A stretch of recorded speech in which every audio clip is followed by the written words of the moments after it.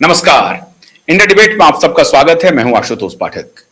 मित्रों, पंजाब में तू डाल डाल हम पात पात का खेल चल रहा है, बल्कि ये कह सकते हैं कि चूहे बिल्ली का भी खेल चल रहा है। भगवंत मान और अरविंद केजरीवाल अपने अपने तरीके से पाशा फेंक रहा है, लेकिन हर दांव ऐसा लग रहा है कि इस बार उल्टा पड़ते जा रहा है। वो परिस्थिति नहीं है जो पिछली बार पंजाब विधानसभा चुनाव के पहले आम आदमी पार्टी के लिए बन रही थी। अब वो स्थिति बिल्कुल भी नहीं है। मित्रों, कल 29 जून को अकाल तख्त, जो सिखों की सबसे बड़ी, सबसे ऊंची संस्था है धार्मिक रूप से, जो अमृतसर के स्वर्ण मंदिर में उसका जो मुख्यालय है वो अमृतसर के स्वर्ण मंदिर में ही है। तो अकाल तख्त ने आदेश दिया भगवंत मान को और भगवंत मान के जितने सिख नेता हैं, चाहे वो कैबिनेट मिनिस्टर हों, विधायक हों, इन सबको आदेश दिया उनके सामने पेश होने के लिए। और पेशी के एक दिन पहले प्रेस कॉन्फ्रेंस कर रहे थे भगवंत मान जी और अरविंद केजरीवाल जी। वो कह रहे थे कि ये देखिए, बड़ा ही उल्टा खेल खेला जा रहा है। अकाल तख्त के बाहर पूरे पंजाब में हर जगह जो है मेरे खिलाफ पोस्टरबाजी हो रही है, मेरे खिलाफ पोस्टर लगे हुए हैं कि इसे बिरादरी से हटाओ, इसे सिख से बाइकआउट करो, इसका बाइकआउट करो। तो ये राजनीति हो रही है, पॉलिटिक्स हो रही है, लेकिन पेच बहुत गहरा है, फंसा हुआ है। इसके पहले हमने आपको एक दिन बताया था कि भगवंत सिंह मान एक बेअदबी नहीं, अपमान करने वाले केस में फंस चुके हैं, जो उन्होंने गुरुओं की, सिखों के गुरुओं का अपमान किया। और इस प्रकार से जो सबसे बड़ी संस्था है, तो अकाल तख्त का भी अपमान हो गया। क्योंकि आप रिलीजियस गुरु का जब अपमान करते हैं, शराब के छींटे मारते हैं या पेशाब जैसी घटना करते हैं, तो उसको लेकर के आग बबूला ऑलरेडी पहले से अकाल तख्त है। एसजीपीसी भी है, शिरोमणि गुरुद्वारा प्रबंधक कमेटी भी जो है वो भी एक सबसे बड़ी संस्था है, वो भी नाराज है। वो नाराजगी अलग चल रही थी, लेकिन एक नाराजगी इस बीच में और आ गई। पंजाब सरकार ने एक विधेयक में संशोधन किया है। वो विधेयक है, बेअदबी कानून है उसका। उस बेअदबी कानून में एक संशोधन किया है। और इस बार संशोधन में क्या किया है कि जो कोई भी सिख गुरु ग्रंथ साहब का या गुरुओं का जो कोई भी अपमान करेगा और सांप्रदायिक सौहार्द बिगाड़ने की कोशिश करेगा, उसे आजीवन कारावास की सजा हो सकती है और 5 से 20 लाख रुपए का आर्थिक दंड देना पड़ सकता है।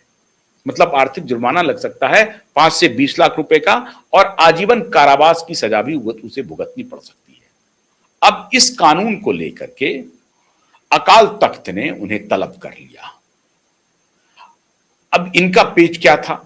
इनको लग रहा था कि हमने तो बेअदबी कानून किया है, गुरु ग्रंथ साहब की जो अवहेलना करेगा, उसका जो अपमान करेगा, गुरुओं का जो अपमान करेगा और सांप्रदायिक सौहार्द को अगर बिगाड़ने की कोई कोशिश करेगा, सिख और हिंदुओं के बीच में लड़ाने में, मुसलमान और हिंदुओं और सिखों के बीच में लड़ाने में तो होगा, तो ये बेअदबी एक्ट पंजाब में लागू रहेगा और किसी को भी इसके अधीन उठा करके जेल में बंद किया जा सकता है। उनके खिलाफ कानूनी कार्रवाई हो सकती है, उनको आजीवन कारावास की सजा हो सकती है और 5 से 20 लाख रुपए का आर्थिक दंड देना पड़ सकता है। इन्होंने पासा फेंका था, लेकिन अकाल तख्त ने बुला लिया और कहा कि इस कानून को फौरन से पहले निरस्त करो, फौरन से पहले, क्योंकि ये तुम खेल जो खेल रहे हो, तुम आग से खेल रहे हो, ये नहीं चलेगा, तुम्हारे मन में कुछ और चल रहा है। 1 महीने का वक्त दिया अकाल तख्त ने कि 1 महीने का वक्त देते हैं, इस पूरे बेअदबी कानून को जो तुमने संशोधित किया है उसको निरस्त करो और अभी 1 महीने तक के लिए तो पहले रोक लगा दो और उसके बाद इसको 1 महीने का समय देते हैं। 1 महीने के बाद इस कानून के जो संशोधन है उसको निरस्त करो। अब यहां से लॉगर हेड पे आ गया है मामला। अकाल तख्त और भगवंत मान दोनों आमने सामने खड़े हो गए। क्या भगवंत मान को इस बात की जानकारी थी कि जो वो कानून में संशोधन करने जा रहे हैं उससे अंततः अकाल तख्त नाराज होगा और अकाल तख्त हमें सम्मन कर सकता है? और ये तख्त ऐसा है साहब कि बड़े बड़े राजा भी इनके सामने पेश हुए हैं, कोई छोटे मोटे नहीं। आज तक जितने बड़े राजा जागीरदार जो रहे हैं, सबको अगर अकाल तख्त ने कोई धर्म से संबंधित कोई भी संशोधन या कोई भी ऐसी बात हो गई है जो कि अकाल तख्त के या सिख संप्रदाय के खिलाफ में अन्यायपूर्ण है, तो अकाल तख्त उसको फौरन से पेश कर सम्मन कर देता है। तो ये किस खेत की मूली थे? तो कल सारे विधायक और भगवंत मान स्वयं अकाल तख्त के सामने पेश हुए। फिर वहां पर इनसे पूछताछ हुई कि भाई ये जो आपने संशोधन किया है ये क्यों किया है? इनके पास कोई जवाब नहीं था। तो इनको सीधा सीधा फरमान एक प्रकार से मिल गया कि जब कोई संतोषप्रद जवाब आपके पास है ही नहीं, तो आप सीधा सीधी 30 दिन के लिए आप इसे स्थगित कीजिए और 30 दिन के बाद इसे निरस्त कीजिए। 30 दिन का हमने समय दे दिया है। अब कहानी क्या है मित्रों? ये संशोधन इन्होंने लाया क्यों लाया?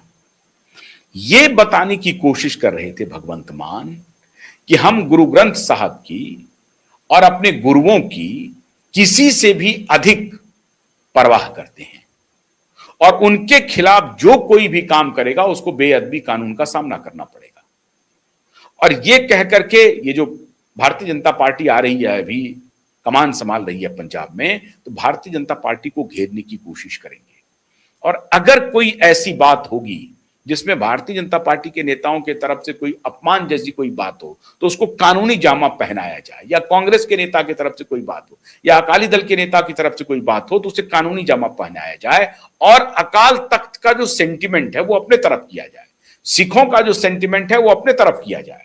इनका एजेंडा ये नहीं है कि जो गुरु ग्रंथ साहब की या गुरुओं की कोई अवहेलना कर रहा है, उनका कोई अपमान कर रहा है तो उनको सजा मिले। नहीं, उनका एजेंडा कुछ और है। वो कह रहे हैं कि माहौल खराब करेगा, सांप्रदायिक माहौल उससे खराब होगा। मतलब इनको भय है कि भारतीय जनता पार्टी आएगी और यहां पर सांप्रदायिक माहौल बिगाड़ेगी। सांप्रदायिक माहौल क्या बिगाड़ेगी साहब?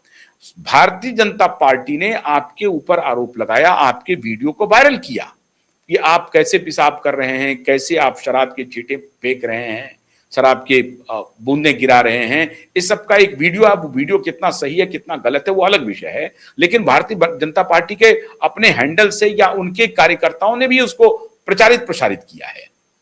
तो ऐसे लिहाज से आपको ये डर है कि भगवंत मान के खिलाफ पूरा सिख समुदाय ही खड़ा ना हो जाए।